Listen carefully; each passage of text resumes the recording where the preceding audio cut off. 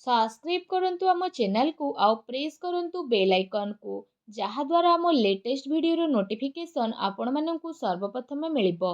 नमस्कार बंधुगण, ओम नमः शिवाय। स्वागत आपण मानकु आम यूट्यूब चैनल को।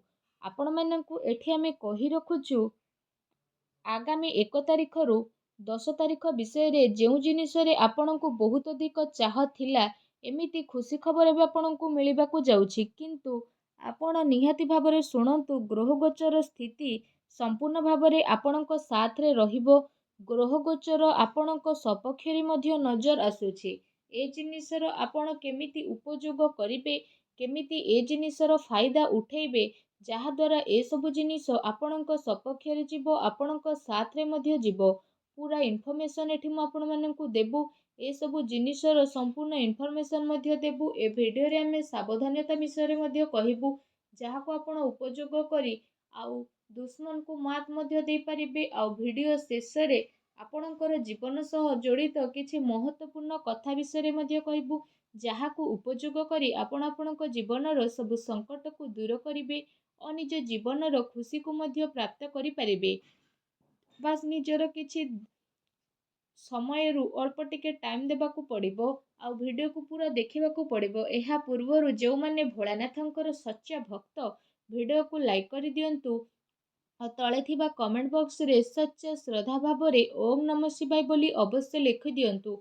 आपणकर सब बिगड़ी थिबा काम बनि जिवो, सब अटकी थिबा कार्य मध्य आपणकर पूर्ण हेबो। तो आसंतु फ्रेंड्स, वीडियो रो आरंभ करिबा बहुत ही सुंदर आउ अमूल्य ज्ञानर सहित। फ्रेंड्स, जेबे अंधार आसी थाए, तूफान आसी थाए, तो जो गछ दंभार सह थाए ताहा गली पड़ी थाए, किंतु जेबे छोटो घासटी थाए से सबुबेले निजको नई देई थाए आउ से बंची मध्य जाई थाए। अर्थात जीवन रे अकुड़ केबे भी काम रे आसी न थाए, सबुबेले विनम्रता बड़ जिनिस ही होई थाए। उदाहरण आमे हनुमान जी कर नेबु। जेबे हनुमान जी लंका रे पसिथिले तो से चाहुथिले बड़ आकार रे करिकी पूरा लंका को एकाथर रे ही नष्ट करि देई थांते, किंतु से छोटो आकार नेले तेबे दुश्मन कर रणनीति को से बुझी ही पारिबे, दुश्मन कर मायाजाल को से बुझी पारिबे। जेबे भगवान छोट हेबारे कौनसी संकट रखु नाहंती बा संकोच रखु नाहंती। आमे तो साधारण मनीष, आमे छोट बनिबारे, लोकों सामना रे नई की रहिबारे, विनम्र रहिबारे काहींकि द्वंद्व करिबा, अकुडु काई देखैबा। जदि कथाटी आपनको भल लागिला तो वीडियो को लाइक करंतु और कमेंट बॉक्स रे लिखि दियंतु जय हो हनुमान की। आगो को आसुथबा आगामी 10 दिन रे आपनको बहुत बड़ सरप्राइज मिलिबो। प्रथम सरप्राइज आपनको मिलिबो आपणकर अर्धांगिनी द्वारा, अर्थात आपणक पत्नी द्वारा बहुत बड़ खुशी खबर आपनको मिलिबाकू जाउछि। जो जिनिसर सबुठारु अधिक आपनको जरूरत थिला, जो जिनिस को बहु दिनरु आपण चाहुथिले, जो जिनिसर बहु दिनरु इच्छा थिला, से सब आपनको मिलिबो। आपणक चेहरा रे जो खुशीपण रहिबो ताहार कौनसी ठिकाना रहिबो नाही। ए कथार ध्यान आपण निहाती रखंतु। द्वितीय सरप्राइज जहाँ आपनको मिलिबो ताहा हेउछि आपणकर चाकरी स्थान रे व्यापार स्थान रे मिली पारे। चाकरी पेशा व्यक्ति को निजर उच्च अधिकारी बा बॉस को माध्यम द्वारा पदोन्नतिर बड़ सरप्राइज मिली पारे। तो बहु समय रु आपणको काम रे जहाँ समझौता आसुथला, आपण निजर सबु काम बहुत ही ईमानदारी रो सह करिसंती, एबे से सबुर नतीजा एबे आपणको पदोन्नति रूप रे मिली मध्य जीवो।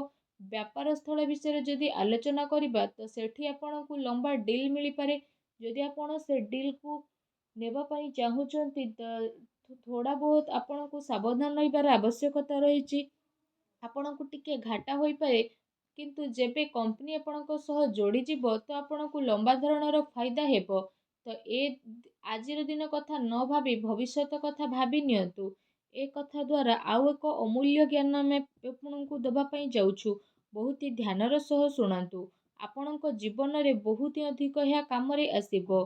चालुथुबा पादरे केते फरक आसी थाए, गोटे आगरे तो गोटे पछरे रही थाए, किंतु ना आगो को अभिमान होई थाए ना पछवाला को अपमान होई थाए। काहींकि ना ताकू जणा अछि कि किछि समय पर स्थिति बदली जीवो। आउ एहा आम जीवनर मध्य नियम अटे कि केबे हमकु दुख आसी थाए तो केबे सुख मध्य आसी थाए। ଜୀବନରେ ଦୁଇଟି ଜିନିଷ ଚାଲିକି ହିଁ ରହିଥାଏ ଆଉ ବଦଳି ମଧ୍ୟ ଥାଏ। ମଣିଷକୁ ଚାହିଁଥାଏ ସୁଖ ଦିନରେ ଘମଣ୍ଡାଦୁ କରନ୍ତୁ ନାହିଁ ଆଉ ଦୁଃଖ ଦିନରେ ଆପଣ ଧୈର୍ଯ୍ୟ ଧାରଣ କରନ୍ତୁ।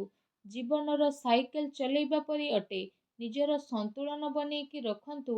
ଆପଣଙ୍କୁ ଅବଶ୍ୟ ହିଁ ଚାଲି ରହିବା ଦରକାର। ଯଦି ଆପଣ ଅଟକି ଯିବେ ତ ଆପଣ ପଡ଼ିଯିବେ।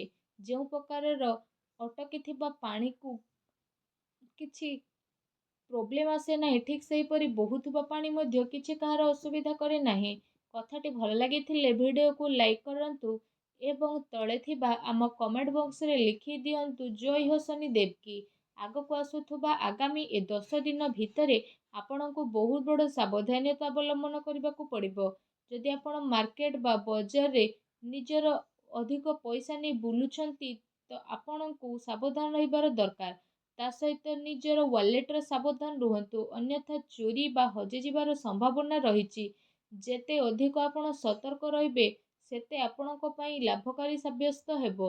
ଯେଉଁ ଲୋକଙ୍କୁ ଏପରି ଲାଗେ କି ତାଙ୍କ ଜୀବନରେ ସେମାନେ ହାରି ଯାଇଛନ୍ତି, କିଛି କରିପାରି ନାହାନ୍ତି, ସେମାନଙ୍କ ମନୋବଳ ଭାଙ୍ଗି ଯାଇଥିଲା, ତ ସେ ବ୍ୟକ୍ତିମାନଙ୍କୁ ଜାଣିନେବା ଦରକାର ଯେଉଁ ପ୍ରକାରର ଦୀପକୁ ଆମେ ଗୋଟେ ଥର ଜଳାଇ କି ରଖୁ, ଚାहे ଆଗକୁ କେତେ ବି ତୁଫାନ ଆସୁ, କେତେ ବି ଝଡ଼ ଆସୁ, ସେ ସବୁର ସାମ୍ନା ସେ ଏକା କରିଥାଏ। ଠିକ୍ ସେହିପରି ଯଦି ଆମେ କହିବା ଆମ ଜୀବନରେ ଆମକୁ ସେହିପରି ଜୀବନରେ ମୁସ୍କିଲ ଆସୁ କି ଖୁସି ସମୟ ଆସୁ, ଆମକୁ କେବେ ବି ଭାଙ୍ଗିବାର ନାହିଁ କି ଅତି ଖୁସି ହେବାର ନାହିଁ। ସବୁବେଳେ ସନ୍ତୁଳନର ସହ ନିଜକୁ ଆଗକୁ ବଢ଼େଇବାର ଆପଣଙ୍କୁ ଅତି ଆବଶ୍ୟକତା ରହିଛି। ଆମକୁ ଏହା ଜାଣିବା ଦରକାର କି ମୋ ସାଙ୍ଗରେ ସମସ୍ତେ ଅଛନ୍ତି, ମୁଁ ଏକା ନାହିଁ, ମୁଁ ହାରି ମଧ୍ୟ ନାହିଁ, ମୁଁ ସବୁ କିଛି ପାଇକି ରହିବି ଯାହା ମୁଁ ଚାହୁଁଥିଲି। ବାସ୍ ଆପଣଙ୍କୁ ସବୁବେଳେ ସେ ସବୁ ଲୋକଙ୍କର ସପୋର୍ଟ ଯଦି ମିଳିବ ତ ଦୀପ ପରି ଆପଣଙ୍କ ଜୀବନରେ ଯାହା ବି ପ୍ରୋବ୍ଲେମ୍ ଆସୁଥିଲା ସବୁ ପ୍ରୋବ୍ଲେମକୁ ଆପଣ ସାମ୍ନା କରିବେ ଆଉ ଆପଣଙ୍କ ଜୀବନରେ ସବୁ ପରିବର୍ତ୍ତନ ମଧ୍ୟ ଆସିଯିବ। ଏହି ପ୍ରକାରର ହାରିକି କିଛି କରିବା ଆପଣ ପାଇବେ ନାହିଁ। କଥାଟି ଭଲ ଲାଗିଲେ ଭିଡ଼ିଓକୁ ଅବଶ୍ୟ ହିଁ ଲାଇକ୍ କରିଦିଅନ୍ତୁ ଆଉ କମେଣ୍ଟରେ ଲେଖି ଦିଅନ୍ତୁ ଜୟ ହିଁ ଶ୍ରୀକୃଷ୍ଣ କି। ଆଗକୁ ଆସୁଥିବା 10 ଦିନରେ ବହୁତ ଭଲ ସମାଚାର ବା ଖୁସି ଖବର ଆପଣଙ୍କୁ ମିଳିବାକୁ ପଡ଼ିବ। ଆପଣଙ୍କର କ୍ଲାଏଣ୍ଟ ବା ଆପଣଙ୍କ ସହକର୍ମୀ ବହୁତ ଅଧିକ ଖୁସି ଖବର ପ୍ରଦାନ କରିବେ। ଯାହା ବି ଲମ୍ବା ସମୟରୁ କାର୍ଯ୍ୟ ଅଟକି ଥିଲା, ଯେଉଁ କାର୍ଯ୍ୟ ଆପଣ ଲମ୍ବା ସମୟରୁ କରି ନଥିଲେ ସେସବୁ ଆପଣଙ୍କୁ ମିଳିବ। କିନ୍ତୁ ପାରିବାରିକ ଜୀବନରେ ଆପଣଙ୍କର ବିଚାର ନ ମିଳିବା କାରଣରୁ ଅସୁବିଧାର ସ୍ଥିତି ମଧ୍ୟ ଆସିପାରେ। ତା ସହିତ ଯଦି ଆମେ କହିବା ଟିକେ ଏସବୁରେ ସମ୍ଭାଳିକି ରୁହନ୍ତୁ। ଅନ୍ୟ ଭାବନାର ଧ୍ୟାନ ଦିଅନ୍ତୁ। କାହାକୁ କୌଣସି କଥା ଖରାପ ଲାଗୁ, କିଏ କୌଣସି କଥାରେ ଚିନ୍ତିତ ଅଛି ସେସବୁର ଧ୍ୟାନ ମଧ୍ୟ ଆପଣ ରଖନ୍ତୁ। କେବେ କେବେ କିଛି ଜିନିଷ ମେଳ ଖାଏ ନାହିଁ ଆଉ ବୈଚାରିକ ମତଭେଦ ହୋଇଯାଏ, ତ ସେସବୁରେ ଯଦି ଆପଣ ଅଯଥା ଖର୍ଚ୍ଚ କରିବେ ତ ଆଗକୁ ଆସୁଥିବା 10 ଦିନରେ ସାବଧାନତା ରଖନ୍ତୁ। କାରଣ ଅଯଥା ଖର୍ଚ୍ଚ ଆପଣଙ୍କୁ ମାସ ଶେଷରେ ବହୁତ ପ୍ରୋବ୍ଲେମରେ ପହଞ୍ଚାଇ ପାରେ। ତେଣୁ ସାବଧାନ ରୁହନ୍ତୁ, ସତର୍କ ରୁହନ୍ତୁ ଓ ସବୁବେଳେ ଖୁସି ରହିବା ପାଇଁ ଚେଷ୍ଟା କରନ୍ତୁ। ଆଉ ଆଜିର ଭିଡ଼ିଓ କେମିତି ଲାଗିଲା ଆମକୁ କମେଣ୍ଟ କରିକି ନିହାତି ଭାବରେ ଜଣାନ୍ତୁ। ଧନ୍ୟବାଦ।